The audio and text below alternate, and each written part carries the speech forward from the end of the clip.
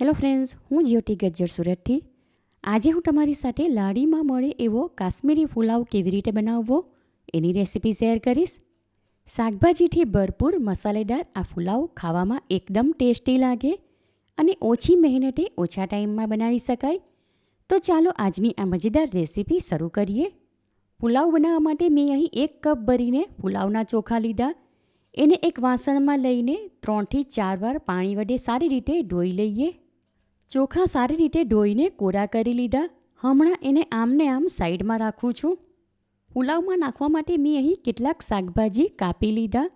એમાં 1/3 કપ જેટલા ટામેટાં, આશરે 1/3 કપ જેટલા ફ્રોઝન મટર લીધા, માટે એને અલગથી બાફવાની જરૂર નથી. 2 ટીસ્પૂન જેટલા ઝીણા કાપેલા તીખા લીલા મરચાં લીધા, જે તમે તમારા ટેસ્ટ પ્રમાણે પ્લસ માઇનસ કરી શકો. 1/3 કપ કાપેલું કોબી, 1/2 કપ ગાજર, 1/3 કપ કાંદા અને 1/3 કપ કાપેલા લીલા કેપ્સિકમ લીધા. અહીં શાકભાજી આપણે વધારે ઝીણા નથી કાપવાના, પુલાવમાં દેખાય એ રીતના જ રાખવાના. હવે સૌથી પહેલાં ચોખા બાફી લઈએ. એના માટે એક વાસણમાં આશરે 2 કપ જેટલું પાણી લઈને સ્ટવ ઉપર ગરમ કરવા મૂકી દીધું હતું. વાસણમાંનું પાણી ગરમ થઈને ઉકળવા લાગ્યું તો હવે એમાં સ્વાદ પ્રમાણે અડધી ટીસ્પૂન જેટલું મીઠું ઉમેરીને મિક્સ કરી લઈએ. ત્યાર પછી એમાં ધોઈને રાખેલા ચોખા ઉમેરું છું. હવે ગેસ ફ્લેમ થોડી લો તરફ રાખી આ વાસણની ઉપર આ રીતે અડધું ઢાંકણ લગાવી દઉં છું, એટલે એમાંથી પાણી ઉભરાઈને બહાર ન આવે. આશરે 10 મિનિટ પછી ચોખા 80% જેટલા કૂક થઈ ગયા. એને વધારે ઓવરકૂક કરવાની જરૂર નથી, માટે આ ટાઈમ પર આમાં 2 કપ ભરીને પાણી ઉમેરું છું. ત્યાર પછી આ વાસણ ઉપર ઢાંકણ લગાવીને ચોખા ઓસાવી લઈએ, એટલે કે એમાંનું બધું જ પાણી નિતારી લઈએ. ચોખામાંનું બધું જ પાણી નિતારીને કોરા કરી લીધા. હવે ગેસ ફ્લેમ ઓફ કરી દઉં છું અને આ વાસણ ઉપર ઢાંકણ લગાવી હમણાં આમને આમ એને સાઈડમાં રાખું છું, એટલે એમાંનો ભાત સારી રીતે સીજી જાય. હવે આગળના સ્ટેપમાં કાશ્મીરી પુલાવ બનાવવા માટે એક ફ્રાય પેન લઈને સ્ટવ ઉપર ગરમ કરવા મૂકી દીધી. ત્યાં ગેસ ફ્લેમ લો ટુ મીડિયમની વચ્ચે રાખીને ફ્રાય પેનમાં 1 ટેબલસ્પૂન જેટલું તેલ અને એમાં 1 ટેબલસ્પૂન ભરીને દેશી ઘી ઉમેરું છું. ઘી પીગળે ત્યાર પછી એમાં 1 ટીસ્પૂન જીરું ઉમેરું છું. જીરું થોડી સેકન્ડ માટે શેકી લીધું તો હવે એમાં ઝીણા કાપેલા લીલા મરચાં અને કાપેલા શાકભાજી ઉમેરી સારી રીતે મિક્સ કરી લઈએ. કાશ્મીરી પુલાવમાં તમારે કાજુ ફ્રાય કરીને નાખવા હોય તો નાખી શકાય, પણ હું અહીં સ્ટ્રીટ સ્ટાઇલમાં આ પુલાવ બનાવું છું માટે નથી લીધા. અને તમારે આમાં નાના સ્ક્વેરમાં કાપેલું પનીર નાખવું હોય તો એ પણ નાખી શકાય. ટામેટા સિવાયના બધા જ શાક આમાં ઉમેરી દીધા. હવે આમાં અડધી ટીસ્પૂન વાટેલું આદું અને 1 ટીસ્પૂન ભરીને વાટેલું સૂકું લસણ ઉમેરીને મિક્સ કરી લઈએ. 3 થી 4 મિનિટ માટે શાકભાજી અને લીલા મસાલા સાંતળી લીધા. હવે એમાં કાપેલા ટામેટાં ઉમેરું છું.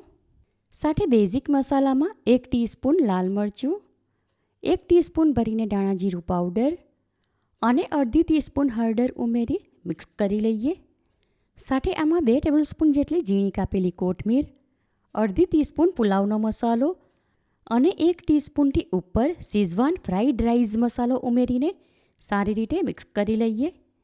અહીં લારીવાળા પણ આ મસાલો આ રાઈસમાં ઉમેરે, જેના લીધે એનો ટેસ્ટ ઘણો સારો લાગે.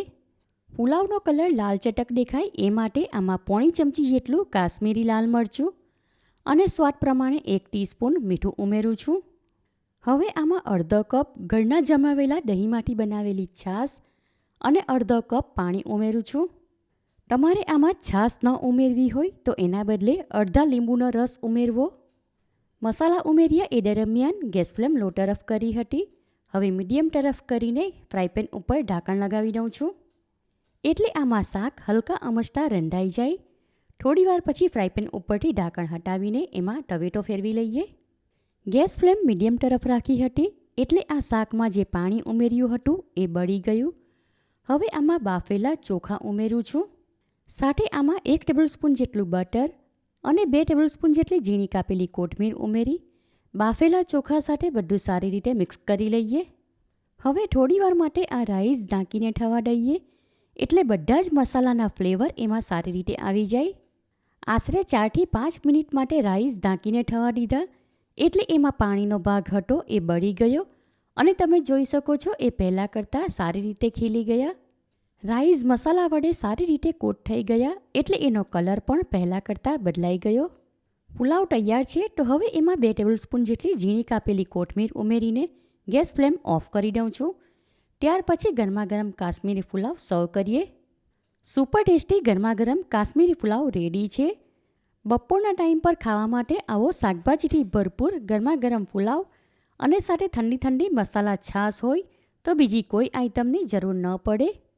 શાકભાજીથી ભરપૂર આ ફ્લેવરફુલ કાશ્મીરી પુલાવ સાંજના ટાઈમ પર ખાવા માટે બનાવી શકાય અને મહેમાનોને થાળીમાં પીરસવા માટે પણ બનાવી શકાય. એકવાર આ રેસીપી તમે જરૂરથી ટ્રાય કરો. ઘરમાં નાના મોટા બધા જ વખાણ કરીને ખાશે. તમને મારી આ રેસીપી કેવી લાગી એ કમેન્ટ કરીને જણાવો. પસંદ આવી હોય તો વિડીયોને લાઇક અને શેર કરો. ચેનલ પર નવા હો તો સબસ્ક્રાઇબ કરીને બાજુમાં આપેલા બેલ આઇકન પર ક્લિક કરો એટલે આવનાર દરેક નવી રેસીપીઓની જાણકારી તમને મળતી રહે. ફરી મળીશું એક નવી રેસીપી સાથે. Eat healthy and stay healthy.